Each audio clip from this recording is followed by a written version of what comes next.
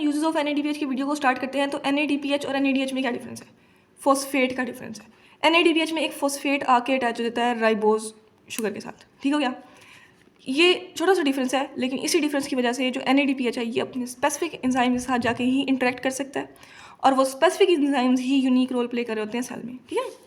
अब देखें, सबसे पहले इसका रोल देख लेते हैं, वो देख लेते हैं रिडक्टिव बायोसिंथेसिस में। हमारे पास NADH एक हाई एनर्जी मॉलिक्यूल था, NADPH भी हमारे पास एक हाई एनर्जी मॉलिक्यूल ही है। NADH अपने इलेक्ट्रॉन देता था इलेक्ट्रॉन ट्रांसपोर्ट चेन में, और वहाँ पर एक NADH के मॉलिक्यूल से अगर हम लिपिड कोड के लिहाज से देखें तो 3 ATP बन रहे थे। हार्पर कहती है 2.5 बनता है, ठीक है ना। NADPH अपने इलेक्ट्रॉन्स कहाँ देगा? NADPH अपने इलेक्ट्रॉन्स देगा कोई सिंथेसिस का जो रिएक्शन हो रहा है ना उधर, ठीक है। वो सिंथेटिक रिएक्शन कुछ भी हो सकता है, फैटी एसिड की सिंथेसिस भी हो सकती है, स्टेरॉइड हार्मोन की सिंथेसिस भी हो सकती है, वो हमारे पास कोलेस्ट्रॉल की सिंथेसिस भी हो सकती है, ठीक है।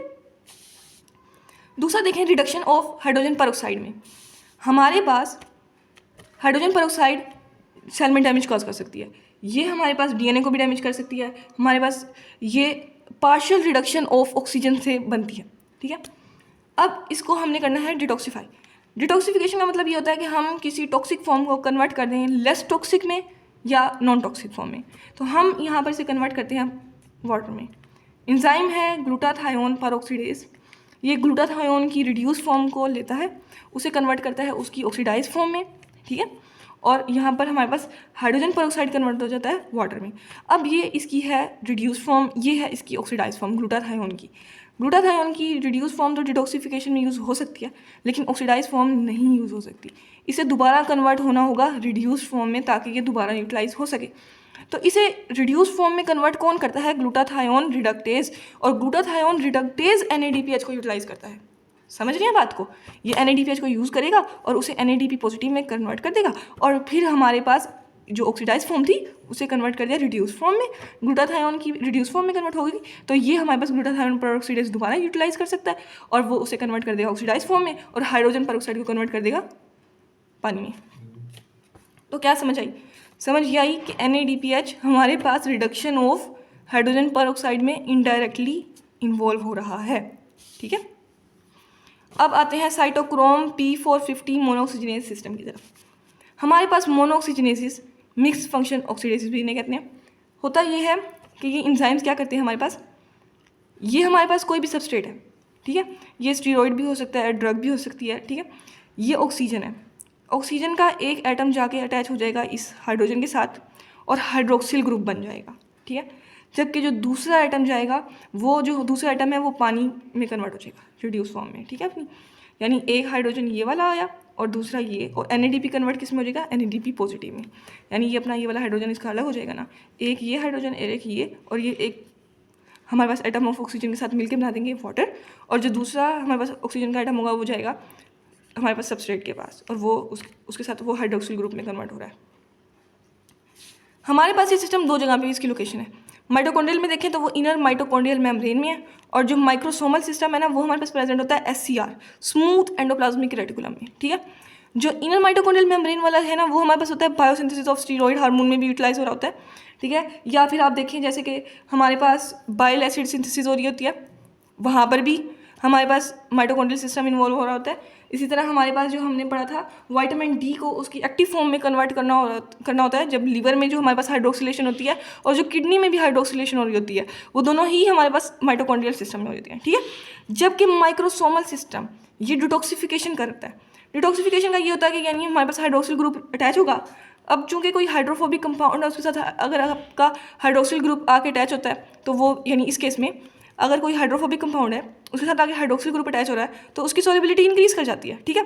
इसी तरह माइक्रोसोमल सिस्टम में भी ये होगा कि कोई कंपाउंड टॉक्सिक है, हमने उसके साथ हाइड्रोक्सिलेशन कर दी, तो जब वो उसकी जो यानी टॉक्सिक फॉर्म है वो लेस टॉक्सिक में कन्वर्ट हो जाए या नॉन टॉक्सिक में कन्वर्ट हो जाए, और उसकी सॉल्युबिलिटी भी इंक्रीज कर जाएगी, ठीक है ना। तो इस तरह अब देखते हैं वाइट ब्लड सेल फेगोसाइटोसिस। हमारे पास दो मैकेनिज्म्स डिफरेंट तरह के यूटिलाइज हो जाते हैं, एक ऑक्सीजन इंडिपेंडेंट और दूसरा ऑक्सीजन डिपेंडेंट। ऑक्सीजन इंडिपेंडेंट में ये होगा कि pH चेंजेस होंगे, जबकि ऑक्सीजन डिपेंडेंट में ना हमारे पास एंजाइम्स इन्वॉल्व हैं, कौन से? NADPH ऑक्सीडेज और माइलोपेरोक्सीडेज। देखें ये एक बैक्टीरिया है जिसके साथ एक एंटीबॉडी अटैच हुई है, ये हमारे पास एक वाइट ब्लड सेल है, ठीक है। ये इसका रिसेप्टर है जिसके साथ आके ये बैक्टीरिया अटैच हुआ है और यहाँ पर हमारे पास ये वैक्यूल फॉर्मेशन शुरू हुई है और ये हमारे पास एक फैगोसोम बन चुका है। लाइसोसोम आया, दोनों आपस में अटैच हुए और हमारे पास ये बन गया फैगोलाइसोसोम। अब इसके अंदर क्या हो रहा होता है, आपके पास थी ऑक्सीजन, एंजाइम कौन सा आया, NADPH ऑक्सीडेज। ये NADPH को यूटिलाइज करेगा, ये NADPH को यूटिलाइज करेगा और उसे बना देगा NADP पॉजिटिव में। ठीक है, हमने यूजेस ऑफ NADPH करे ना, तो ये देखें ये हमारे पास यहाँ पर यूटिलाइज हो रहा है। ठीक है, अब ये NADPH हमारे पास कन्वर्ट हो गया NADP पॉजिटिव में और एंजाइम है NADPH ऑक्सीडेज। ठीक है, अब ये बना क्या, सुपर ऑक्साइड। ठीक है ना, हमारे पास बन गई है सुपर ऑक्साइड। अब सुपर ऑक्साइड हमारे पास या तो स्पॉन्टेनियसली कन्वर्ट होगी या सुपर ऑक्साइड डिसम्यूटेज जो हमारे पास एंजाइम है ये इसे कन्वर्ट कर देगा हाइड्रोजन परऑक्साइड में। ठीक है, अब हाइड्रोजन परऑक्साइड के भी दो फेट्स हो सकते हैं, या तो ये हाइड्रोक्सिल ग्रुप में कन्वर्ट हो जाएगी, ये देखें Fe2 आ रहा है, वो Fe3 पॉजिटिव में कन्वर्ट हो रहा है, और ये हमारे पास जो हाइड्रोक्सिल हमारे पास ये फ्री रेडिकल है ये हमारे पास बैक्टीरिया को किल कर सकता है। ठीक है, इसी तरह या फिर ये हमारे पास यहाँ पर एंजाइम होगा माइलो परऑक्सीडेज, एक हमारे पास क्लोराइड एंट्री हुई है और ये हमारे पास जो बना है ये हमारे पास बैक्टीरिया को किल कर सकता है।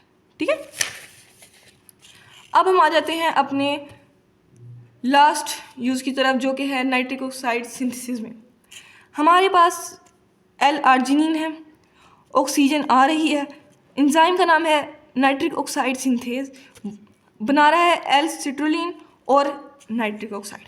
ठीक है, NADPH यहाँ पर यूटिलाइज हो रहा है, किस तरह, NADPH आया और कन्वर्ट हो गया NADP पॉजिटिव में। हमारे पास इसमें मुख्तलिफ कोएंजाइम्स प्रेजेंट हो सकते हैं, FMN, FAD, हीम और टेट्राहाइड्रोबायोप्टेरिडीन। ओके, L-आर्जिनिन किस में कन्वर्ट हुआ है, L-सिट्रुलिन में, और ऑक्सीजन हमारे पास एंट्री हुई है और निकला कौन है, नाइट्रिक ऑक्साइड। ठीक है, अब नाइट्रिक ऑक्साइड के डिफरेंट यूजेस हैं। ठीक है, हमारे पास स्मूथ मसल की रिलैक्सेशन में भी यूटिलाइज हो रहा होता है, हमारे पास प्लेटलेट को की एग्रीगेशन को रोकने के लिए भी हम इसे इस्तेमाल करते हैं। ये हमारे पास न्यूरोट्रांसमीटर भी है और उसके अलावा हमारे पास इसका बैक्टीरियासिडल एक्शन भी होता है। रिलैक्सेशन में किस तरह होता है, सपोज करें जो हमारे पास हमारे पास नाइट्रिक ऑक्साइड आया है वो उसने एक्टिवेट किया एंजाइम को गुआनिल साइक्लेज को। ठीक है, वो क्या करेगा, वो GTP को कन्वर्ट कर देगा साइक्लिक GMP में। साइक्लिक GMP का जब लेवल इंक्रीज करेगा तो हमारे पास एंजाइम है कौन, पायरुवेट काइनेज G एक्टिवेट हो जाएगा। जब ये एक्टिवेट होगा तो ये फॉस्फोराइलेशन करेगा, क्योंकि कैल्शियम चैनल्स की, कैल्शियम चैनल्स की फॉस्फोराइलेशन होने की वजह से जो कैल्शियम की एंट्री होनी थी सेल में वो कम हो जाएगी। और कैल्शियम हमें पता है कि किस में यूटिलाइज होता है, कॉन्ट्रैक्शन में ज़रूरी होता है। स्मूथ मसल की कॉन्ट्रैक्शन के लिए कैल्शियम की एंट्री बहुत ज़्यादा ज़रूरी होती है। तो जब कैल्शियम की एंट्री ही कम हो रही है तो स्मूथ मसल की कॉन्ट्रैक्शन भी कम हो जाएगी, तो एज अ रिजल्ट हमारे पास डायलेशन हो जाती है, वैसोडाइलेशन। ठीक हो गया, हमारे पास इसकी एंजाइम की डिफरेंट आइसोजाइम्स की हमारे पास 3 फॉर्म्स हैं। एक है ENOS यानी एंडोथीलियल वाला, ठीक है ना, जो कि हमारे पास एंडोथीलियम में नाइट्रिक ऑक्साइड की सिंथेसिस करवा रहा होता है। ये हमारे पास कॉन्स्टिट्यूटिव है, यानी ये हमारे पास मुकम्मल तौर पे कांस्टेंट लेवल में ही हमारे पास नाइट्रिक ऑक्साइड की सिंथेसिस करवा रहा है। ठीक है, इसी तरह हमारे पास NOS होता है जो कि हमारे पास न्यूरल टिश्यू में प्रेजेंट होता है, वो भी कांस्टेंट होता है। ठीक है, वो भी हमारे पास वहाँ पर भी नाइट्रिक ऑक्साइड की सिंथेसिस जो हो जाती है वो भी कांस्टेंट लेवल पर हो जाती है। ठीक है, जो कि न्यूरो ट्रांसमिशन में इन्वॉल्व हो रहा होता है। उसके अलावा हमारे पास होता है एक INOS, ये इंड्यूसिबल होता है। ठीक है, यानी इसका लेवल इंक्रीज़ करता है उस वक्त जब हमारे पास LPS होंगे या हमारे पास ट्यूमर नेक्रोसिस फैक्टर होते हैं, तो वो इसके लेवल को इंक्रीज़ करते हैं, तो हमारे पास नाइट्रिक ऑक्साइड की जो सिंथेसिस होती है मैक्रोफेजेस में वो इंक्रीज़ कर जाती है। तो एज अ रिजल्ट वहाँ पर ये फिर हमारे पास बैक्टीरियासिडल रोल प्ले कर रहा होता है। ओके, तो अगर वीडियो अच्छी लगी हो तो लाइक कर दीजिएगा, चैनल को सब्सक्राइब कीजिएगा। Thank you so much.